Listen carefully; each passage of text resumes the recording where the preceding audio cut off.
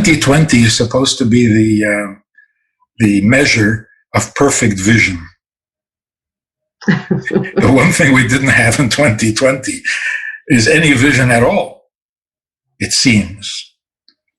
It was the year that we saw nothing. We became completely blind. But on the other hand, 2020 means you see very clearly. So both things were happening. Depends on what we want to focus on. Like just this past week, since last Tuesday, has there been anything good in the news? Depends what channels. Even the best channels. Some channels are pretty positive. Yes? Yes. But they're not on main channels. Yeah, for sure. It's paradoxical, but what happened for me in this 10 months or 11 months is that the definition of life and death changed. And everybody I mention it to seems to agree after thinking about it. In other words, we were forced to rethink the most basic realities of our lives. And we spoke about this, I think, more than once. There's a difference between fact and truth. Fact is a reality and truth is a reality. They're both real. They're both powerful. But they're not the same thing. Facts are reality as it happens to be, for whatever reason. The reality is there are people who are very bad. That's very real, and it's not something you can ignore or deny or try to whitewash. There are bad people. Are people bad? Is that the true nature of a human being? Probably not. So the fact is people are bad. Is that the truth? Is that how the world was created and designed to be? Truth is people are good. Someplace deep down inside. That's the truth. The fact does not match. The fact is people are bad. The fact is Jews belong in Israel. The world should be at peace. People should be able to devote themselves to higher pursuits and not have to worry about being mugged, about being attacked, about being hated, about being bullied. That's the truth. Fact is not so nice. So both things are real. But the challenge is, as real as the fact is, never worship it.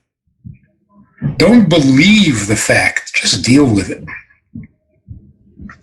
People are committing crimes, deal with it. Don't let that become the truth. So keep your eye on the truth even while you're dealing with the fact.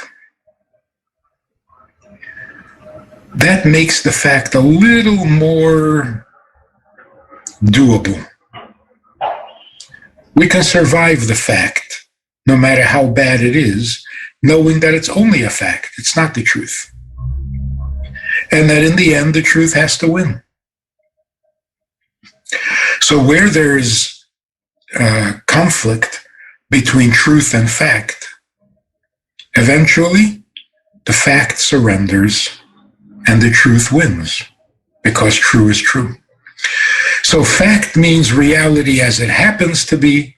Truth means the reality as it must be, as it should be.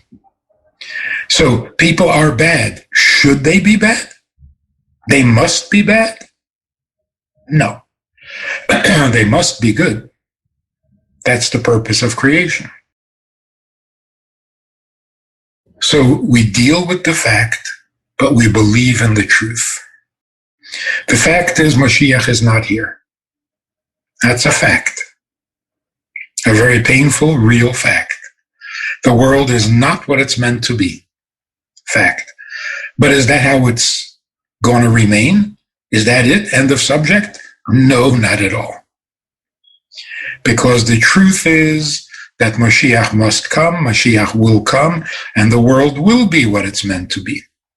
It's just a question of when, not if. So until Mashiach comes, every time we see the facts surrender to the truth, we call it a miracle. That's the definition of miracle. The definition of miracle is it was a fact. It was a fact for a long time. All of a sudden, it surrendered and the truth prevailed. Whoa, a miracle. Actually, it's not a miracle. The fact that the fact can contradict the truth, that's a miracle. That makes no sense at all. But that the truth wins in the end and the fact surrenders, of course. So a person is seriously ill, God forbid, and recovers. Miracle. Miracle cure, miracle recovery. The fact is that he was not well. The truth is everyone should be well. Nobody should be dying. Nobody should be sick. It's only because they ate from that tree, that lousy apple, probably had a worm in it or a virus or something.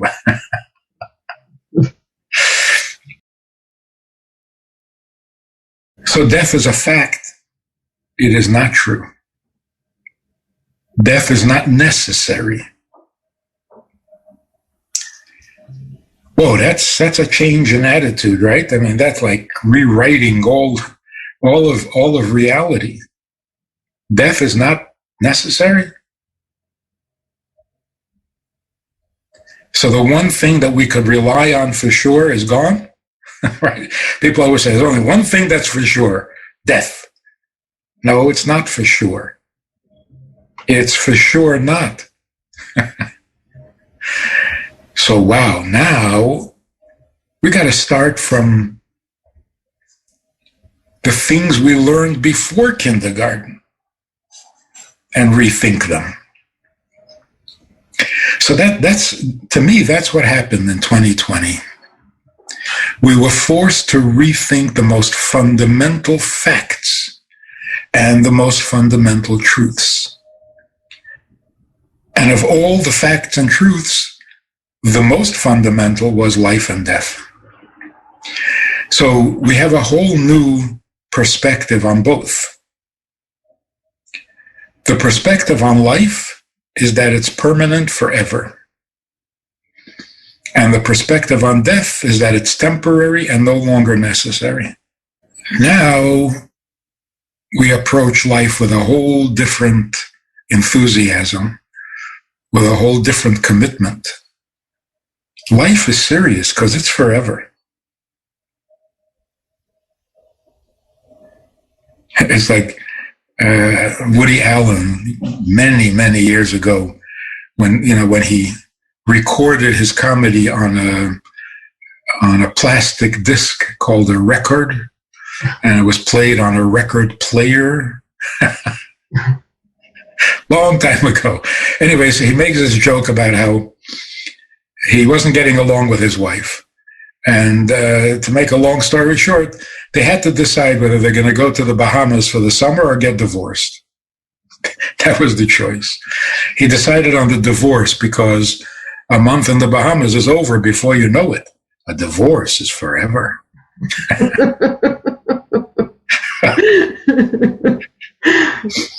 So that attitude, marriage is very flimsy. It's very frail.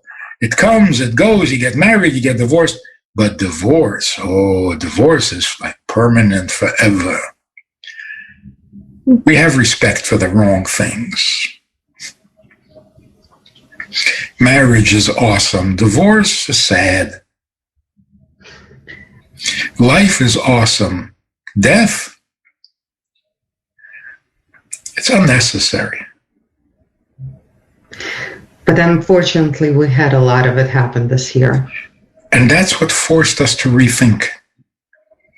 The strange deaths of these 11 months, the circumstances, the people who died, the way the whole thing was so mysterious, so unusual, unpredictable, and not understandable, even today.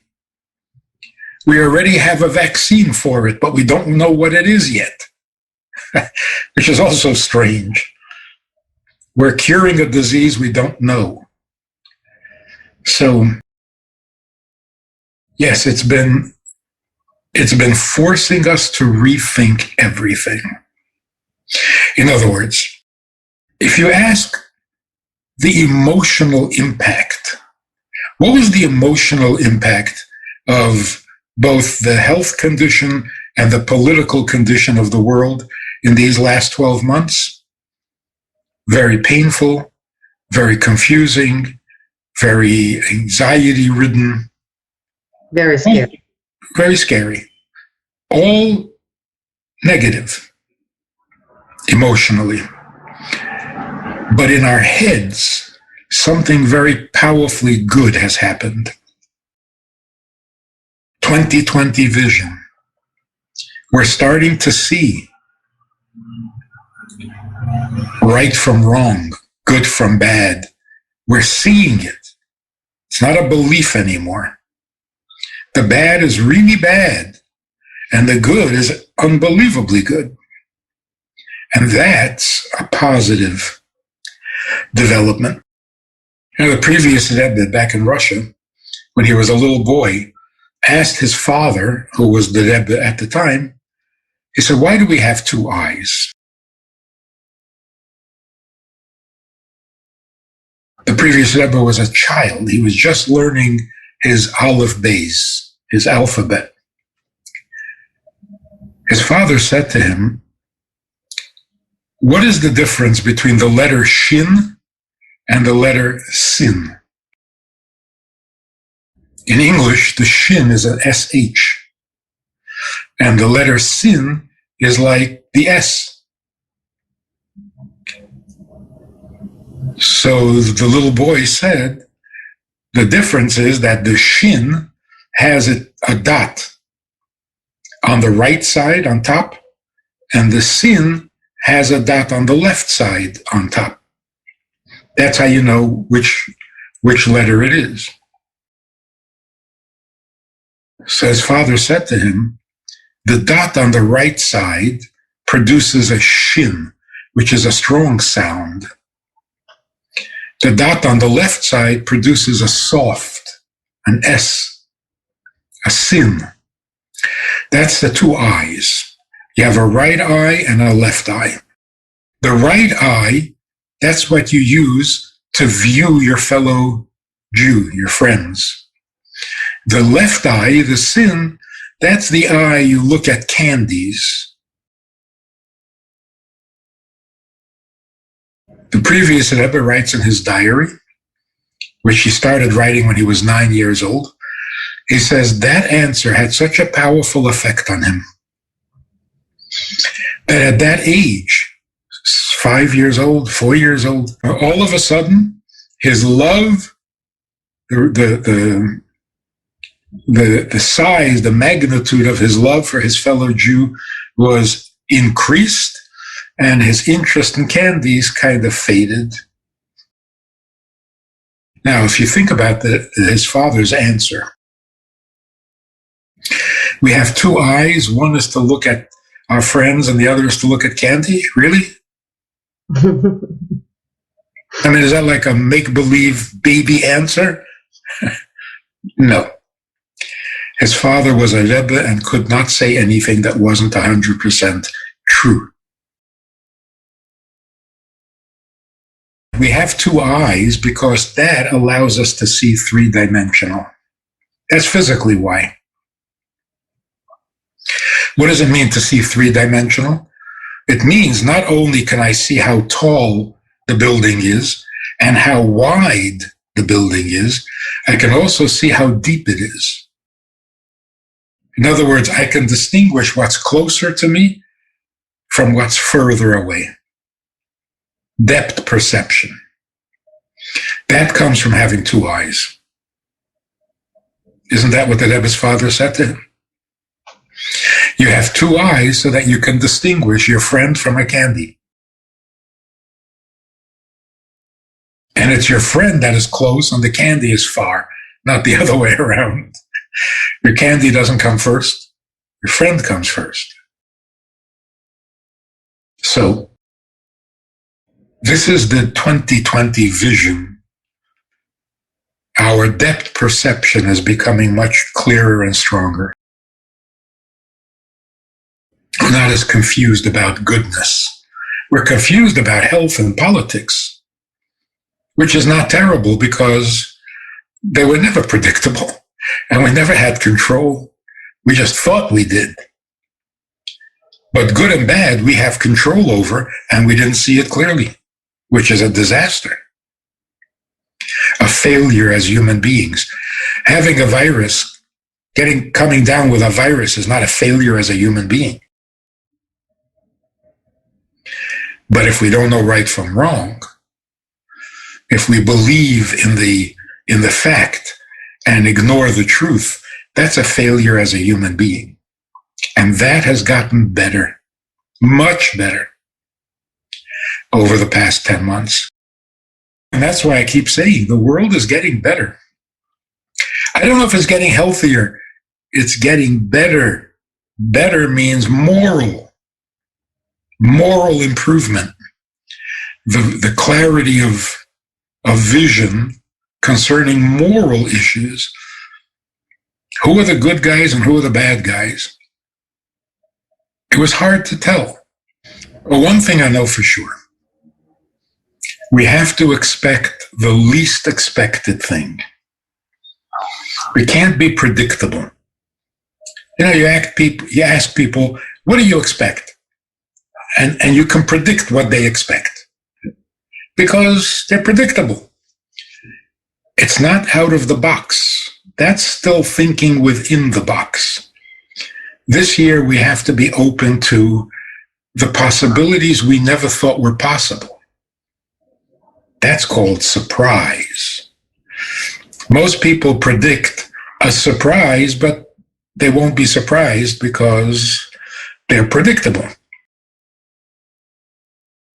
So you got to think really, the more out of the box you can think, the closer you're getting to what's going to happen. In other words, what's going to happen are the things we least expect. That's why it's a surprise.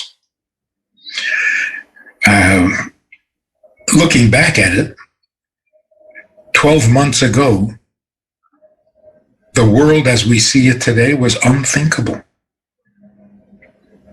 Yes, there were people who were talking about a virus that's going to kill a lot of people, and that's a little suspicious. They were not prophets. So it was already cooking then, somewhere. The idea was already being bandied around. But the point is, to the average person, the world as we see it today was so unthinkable. And yet here we are. So that's in the negative. In the positive, it should be even more exciting and more unpredictable or less predictable. So that's why we have to rethink the fundamentals, not the details. Get down to the most fundamental things. And that's where all the excitement is going to happen. And then the world has changed forever. When you change the fundamentals, when you change the foundation, nothing is the same anymore. So what I'm hoping for is that everybody will find their path and their and their ladder to climb to get to the ultimate purpose for which we were created, and everyone will do what they're supposed to be doing, including me. We'll finally get around to being who we really are. And who we really are, we're going to discover. And it's going to be awesome.